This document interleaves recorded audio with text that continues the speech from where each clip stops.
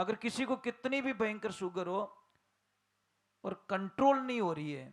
अब जो नहीं जानते, अभी से मेरा चैनल है, उसके ऊपर ओके करो, सब्सक्राइब करो और मेरे से जुड़े रहो। बहुत सारी एक बात हमेशा ध्यान रखें, शेर जैसा जीवन ना जियो, क्योंकि शेर अकेला रहता भी नहीं करने कोई जावीज को नहीं, डर लगे ना, समझ में आ रही ना, वो अकेला ही रहता है। इंसान ऐसे बनो कि आपकी गैर हाजिरी में लोगों को अच्छा न लगे। इसलिए हम लोगों को कहते कल मत जियो, पल जियो। कल में क्यों विश्वास करते हम लोग? कल किसने देखा ही नहीं, आज जियो, आज। आज समझी, हमने एक चीज हमारी जिंदगी में नोट की, आदमी के पास अच्छी गाड़ी, अच्छा बंगला, अच्छी प्रॉपर्टी, सोना चांदी गहना सब कुछ है, एक तो घर में शांति नहीं है। और सबसे बढ़िया बात क्या है, उनके बच्चे उनका कहना ही नहीं मानते। अब ये बताओ, साइंस ने सारी चीजें निकाल दी, साइंस को एक और चीज निकालनी चाहिए कि साहब मोरे लड़ाई गणी रे वे सब एक एक इंजेक्शन ठोक दो थे तो सबेरो राजीपुर रह जाए। हमें क्या मोरे ही राजीपुर है तो मैं दूसरा देश में शांति रहो, एक मिसाइल नहीं छोड़ दो, एक एडी मिसाइल छोड़ो उन देश में जो सब शांत हो जाए। ऐसा तो इलाज भी नहीं है, और ऐसा कोई इलाज नहीं है साइंस के पास में कि वो कहनो नहीं माने અને इन्हें दवाई दो जो कहना में रही थोड़े है, दवाई नहीं है ना, बस वो सिर्फ सत्संग में ही मिल सकता है। इसलिए साइंस साइंस की जगह सही है, रात रात की जगह सही है, और दिन दिन की जगह सही है। ये हमेशा बात ध्यान रखो, जिंदगी में कभी भी किसी को अपने से छोटा न माने, क्योंकि भगवान के घर में देर है अंधेर नहीं है। कभी कभी आपको पता है नॉर्मल आदमी भी बहुत पैसे वाला बन जाता है, और सबसे ज्यादा बेरोजगार कौन मिलेगा? जो ज्यादा पढ़ लिख जावे नहीं वो बेरोजगार भी आ करे, और जो आदमी कम पढ़ियो लिखियो कोई भी काम कर दे साहब। कोरोना रे मायने कहवे कि लोग भूखा मरिया साहब, इतो काम चालियो कोरोना में, इतना कमटा हालिया कि कारीगर फिरी नहीं, मजूर फिरी नहीं। बोलो मारवाड़ में नालियोड़ो आदमी नहीं मिलियो कोरोना काल में। समझ में आ रही कि नहीं आ रही? यूं ज कह लोग के धंधा नहीं हाले, कारीगरों ने घणी धंधा हालिया, खूब सारा, मतलब मिलता ही नहीं, फ्री नहीं मिलता। तो हम लोगों को एक बात का ध्यान रखें, हमको अच्छा रहना है। 2 दिन की जिंदगी है, 2 दिन का मेला। और एक माता बहनों, आपसे मेरा निवेदन है कि जब भी आप प्रसाद बनाओ ना, प्रसाद, भोजन प्रसाद, तो मन के अंदर एक पॉइंट्स लेके प्रसाद बनाएं कि शायद आज मेरे घर में भगवान आएंगे, आज मेरे घर में भगवान आएंगे, आज मेरे, क्योंकि 2 पॉइंट्स आ रहे हैं, मैंने पढ़ा है कहीं पे कि दिमाग आपको चलाता है और आप दिमाग को चलाते हैं। जब दिमाग आपको चलाना शुरू कर दे ना, तो क्या होता है, मैं एक छोटी सी बात बता रहा हूं, देखना। हम गाड़ी लेके जा रहे हैं, जहां टर्न आता है, ऑटोमेटिक गाड़ी हम मोड़ते कि नहीं मोड़ते? ब्रेकर आती है, हमारा पैर ऑटोमेटिकली, नहीं तो होचो जीते तो जंप जाए, पर ऑटोमेटिक उस ब्रेक पे पैर हमारा, मतलब माइंड चला रहा हमारी बॉडी को। परंतु जो सोचोगे, आज एक आदमी को सोचना शुरू कर दो कि मुझे कैंसर है, मुझे कैंसर है, मुझे कैंसर है, 6 महीने बाद में चेक करो बॉडी में कैंसर मिलेगा, ये पक्का कंफर्म है। आप खाली सोचना शुरू कर दो, मुझे शुगर है, मुझे शुगर है, मुझे शुगर है, आप 41 दिन बाद में चेक करो आपको शुगर हो जाएगी। क्योंकि साइंस क्या कहती है, आप जो भी सोचोगे आपकी बॉडी पे इफेक्ट पड़ेगा। अगर किसी को कितनी भी भयंकर शुगर हो और कंट्रोल नहीं हो रही है, आप क्या करो, 1 किलो करेला मंगा दो, थोड़े नीम के पत्ते मंगा दो, और वो परात आती आटो गूंदने की, उसमें काट के डाल दो, और थोड़ा सा पानी डाल के उस मरीज को उसमें खड़ा करो, उसको बोलो पैरों से इसको रौंदो, करते रहो 20 मिनट बाद में उसका मुंह कड़वा हो जाएगा, यहाँ पे खारा एकदम कड़वा कड़वा लगेगा। और शुगर चेक करो 500 से 150 पे आ जाएगी एकदम विद इन 20 मिनट के अंदर, आप कल्पना भी नहीं कर सकते। और जैसे ये इनका हाउस बना हुआ है और आपको बार बार बहुत सारी परेशानी आ रही है, तो एक तो अशोक का पौधा और एक नारियल का पौधा गेट पे लगाना है। लेफ्ट में अशोक का पौधा, राइट में नारियल का पौधा, और एक वृक्ष आती, बेल आती अपराजिता, मैंने आपको बोला था फोन पे, अपराजिता मतलब उसके पराजित कभी नहीं हो सकता वो, तो सारे वास्तुओं को खत्म कर देती वो अपराजिता, जिसका आसमानी हल्के आसमानी कलर के फूल आते हैं, वो लगा दीजिए। जैसे जैसे वो बेल बढ़ेगी वैसे वैसे उनका आगे प्रोग्रेस होता रहेगा। देखिए मानोगे तो होगा, नहीं तो कुछ नहीं होगा। एक आता है स्नेक प्लांट, वो लंबी लंबी पत्तियां थी, वो लगाइए। यहाँ पे कोई विषैले जो कीड़े हो, सांप हो, बिच्छू हो, कोई भी यहाँ पे नजदीक में बिल्कुल नहीं आएंगे, कभी नहीं आएंगे, ये ध्यान रखो।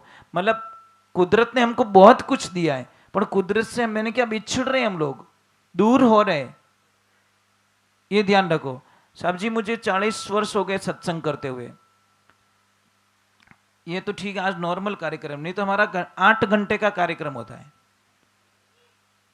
मतलब 8 क्लॉक रेगुलर ही कार्यक्रम। तो जैसे मैं बैठता हूं तो पैरों को नहीं निकाल सकता, कमर में से टेढ़ा होकर नहीं बैठ सकता, और 40 वर्ष हो गए मैंने कार्यक्रम में कभी पानी नहीं पिया, 1-2 साल नहीं 40 साल हो गए। ये क्या है? एक संकल्प शक्ति है। आप अपने संकल्प शक्ति अगर कमजोर है आपकी, तो मैं एक साधना बता देता हूँ किशोर जी। कई लोग क्या करते यहाँ पे तो बोलते हाँ हाँ रे जी बढ़ जाए बदल जावे, कि यार ये काम मेरे से थोड़ी होगा। अगर आपकी संकल्प शक्ति कमजोर है तो आपका हर काम आपको बोझ लगेगा, अगर संकल्प शक्ति मजबूत है तो हर काम आपको इजी लगेगा। कई माताओं बहनों को देखा मैंने, हंसते हंसते बर्तन भी धो लेती है, खाना भी बना लेती है और प्रसाद भी जिमाए दे। कोई कोई देवियन देखो 1 रोटी लावे 1.5 घंटा ट्राइंग ट्राइंग रसोई में जाने कोई हुईगी कहीं रही हो, मतलब प्रॉब्लम क्या, उसको बोझ लग रहा है, ए आएगा। कोई मेहमान की इतनी भूखी होती है साहब, मेहमान आ रहे हैं उसके एकदम माइंडली एकदम फ्री माइंड हो जाती है, अरे मेहमान आ रहे हैं आज तो आनंद आ गया। कोई कितना जना आवे आदमी बापड़ो पच पहुंच रहा 2.5 बताओ क्या 2.5 क्या करे, फिर डर रहे हैं। कोई कोई तो मेहमान आते हैं, आदमी को फोन करते हैं, वो बाप बेचारा इतना दुखी है, वो कहे के साहब जी मैं तो बारे गियोड़ो घरे ले क्यों नहीं बम बोलिया नहीं। कोई कहीं क्या साहब मैं घर पे नहीं हूं, अपने आपको घर पे जाना है, आपको मिलके जाना है। उनको पता है मेरी लक्ष्मी बहुत अच्छी है, मेहमानों की कदर करती है, इसलिए मुझे कोई प्रॉब्लम नहीं है। ये ध्यान रखना देवियों, आपके घर में तो पूजा है, आप अपने पतिदेव को प्रणाम करते हो, बस ये लफड़ा है। मंदिर में जाके माथा टेकते हो, ओरिजिनल देवता बापड़ो रोज बंडल लाइन दे, इन्हें की नहीं दे वो। समस्या यही तो ना, मैं इसीलिए कंफ्यूज है।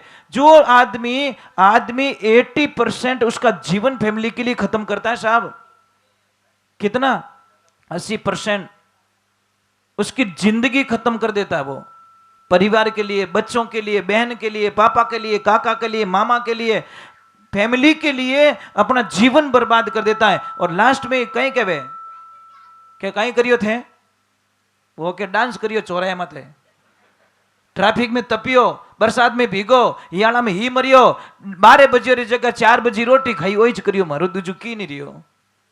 देवियों इतना मेहनत करता आदमी, फिर भी अगर आप लोग कदर नहीं करोगे तो ये आदमी कहां जाएगा।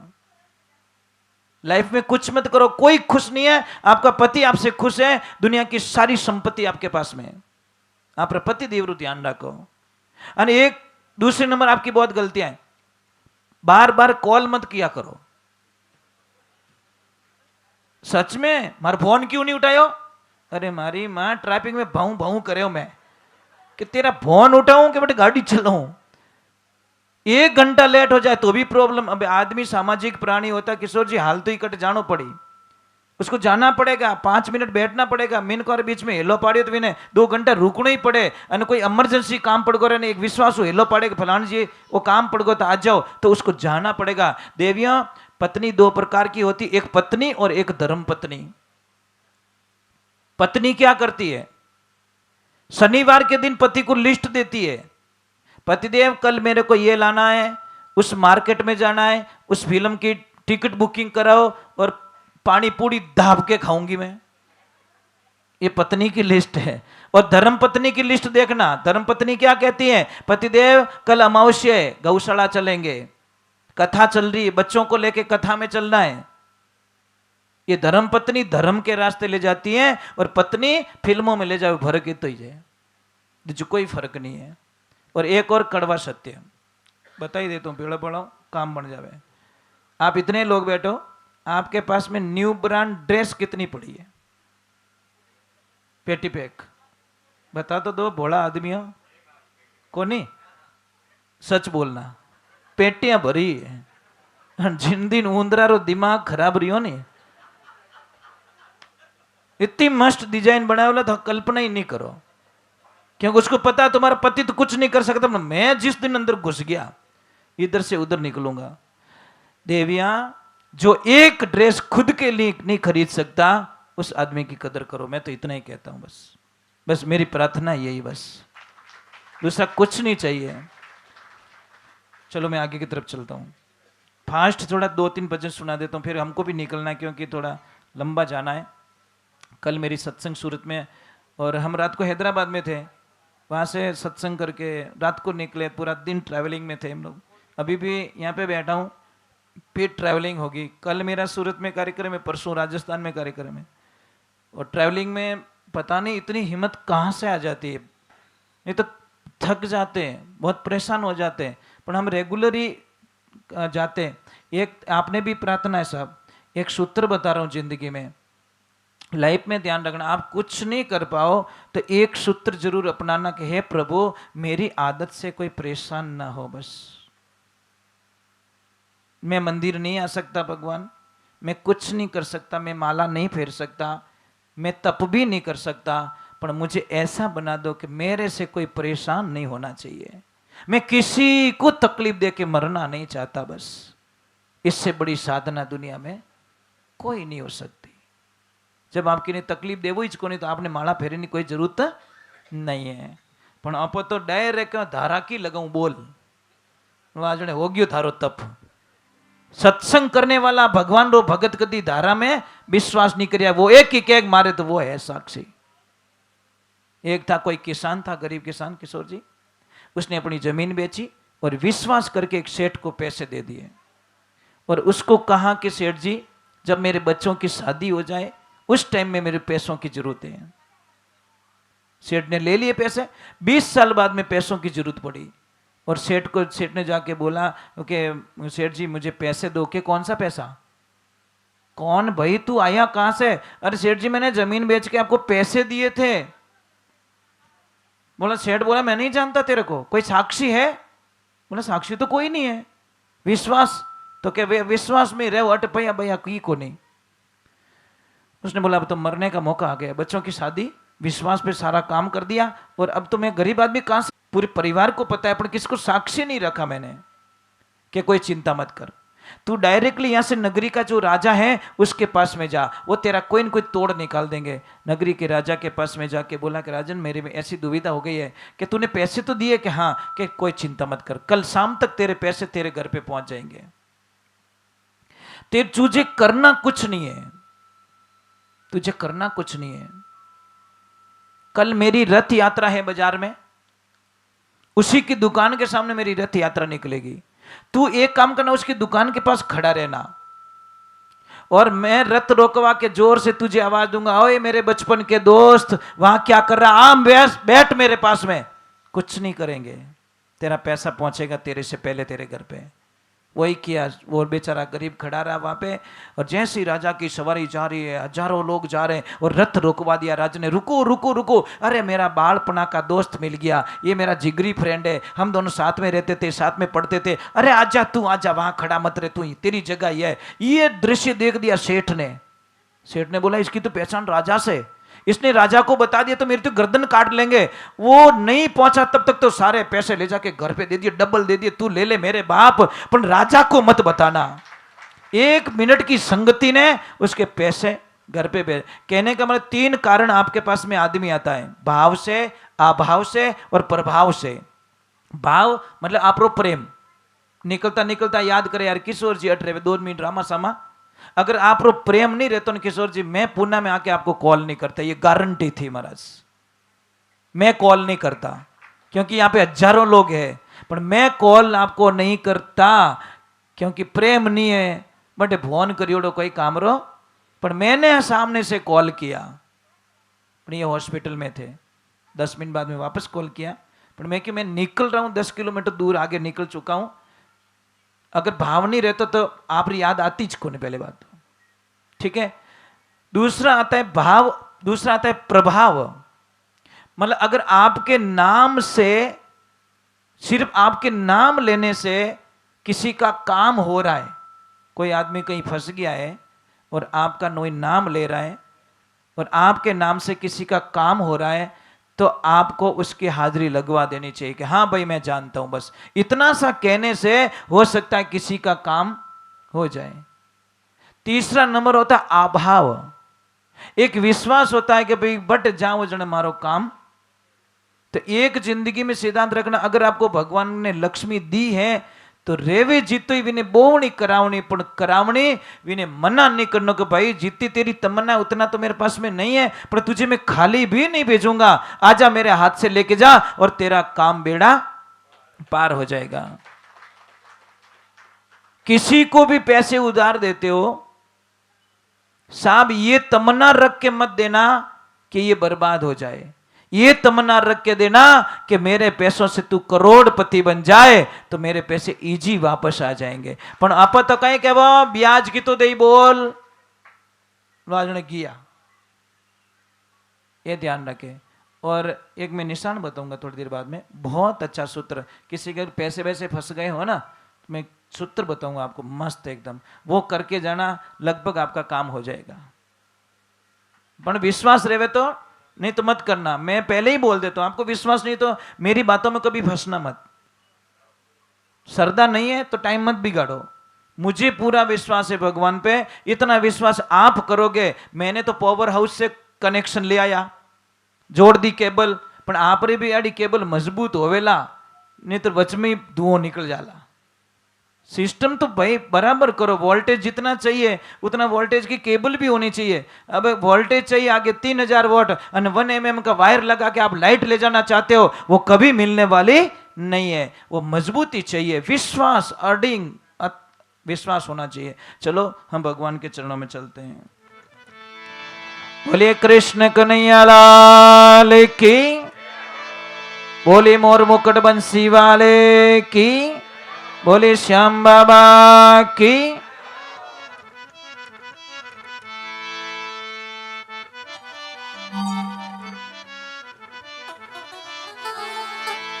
मीरा भाई इन 2 शब्दों रे मैंने अपने समझा देवे। हो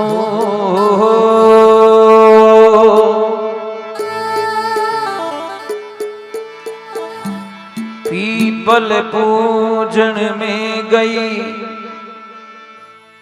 एक बात याद आ गई मुझे, देखो भगवान ऐसे ही तो याद दिलाते, किसी के घर में अगर पीपल उग गई है, कोई उसको हटाना चाहता है, तो हम लोगों को बहुत बड़ा डर लगता है कि पीपल को कैसे निकाले, पीपल को नहीं काट सकते। तो एक विधान दिया गया है कि रविवार के दिन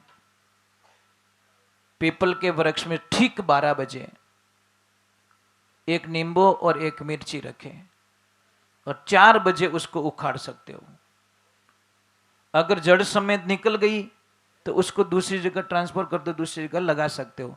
अगर नहीं निकली तो बहते हुए पानी में आप बहा सकते हो, कोई खतरा नहीं, कोई चिंता की बात नहीं है।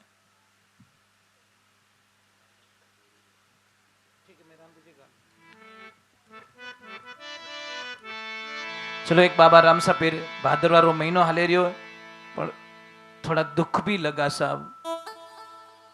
5-7 दिन पहले 7-8 लोग मारे गए थे, और 4 दिन पहले और भीलवाड़ा के जो ग्रुप था उसमें से 6-7 आदमी मर गए। मैं हर साल कहता रहता हूं भाई कि रेडियम लगाओ, पीछे रेडियम लगाओ। 1 रुपया 2 रुपया का खर्चा है भाई, लाखों रुपया हम भंडारा में खर्च करते हैं, तो हर यात्री के पीछे 2 रुपये की रेडियम नहीं लगा सकते, ताकि रात के अंधेरे में 1 किलोमीटर दूर से उस गाड़ी वाले को दिख जाए कि कोई जा रहा है। और ऐसे 4 दिन पहले भीलवाड़ा ग्रुप के साथ में हादसा हो गया, ट्रक चढ़ गया ऊपर, यात्रियों को कुचल दिया। 7-8 दिन पहले रोहिट के बाद पहले भी ऐसा ही हुआ, अंधेरे में दिखे नहीं, कंट्रोल हुआ नहीं, 7-8 आदमियों को मार दिया भाई। इसीलिए हम कहते हैं कि यात्रा करो, कोई प्रॉब्लम नहीं है, पर सुविधा जरूरी है साहब। हर गाड़ी के पीछे ये लाल वाली बत्ती क्यों लगाई जाती है? कि वो दिख जाए। कंपनी ऐसे ही नहीं है, नियम ऐसे ही नहीं है, पर लाल बत्ती लगाने का एक ही कारण है कि वो दिख जाए, और दिख जाए तो कोई बच जाए। तो आप यात्रा करो, कोई दिक्कत नहीं है। अपने भंडारे में, हर भंडारे में ये सुविधाएं होनी चाहिए कि भाई रेडियम नहीं है, रेडियम लगाओ, पहले रेडियम नहीं है, रेडियम लगाओ। हाँ, आपके 5 रुपए से किसकी जान बच सकती है साहब? आप पूरी रामदेवरे के यात्रा का फल हुआ एक आदमी को बचा के ले सकते हो, पर हमारी विचारधारा होनी चाहिए। चलो मैं बाब रणुज्य में चलते हैं।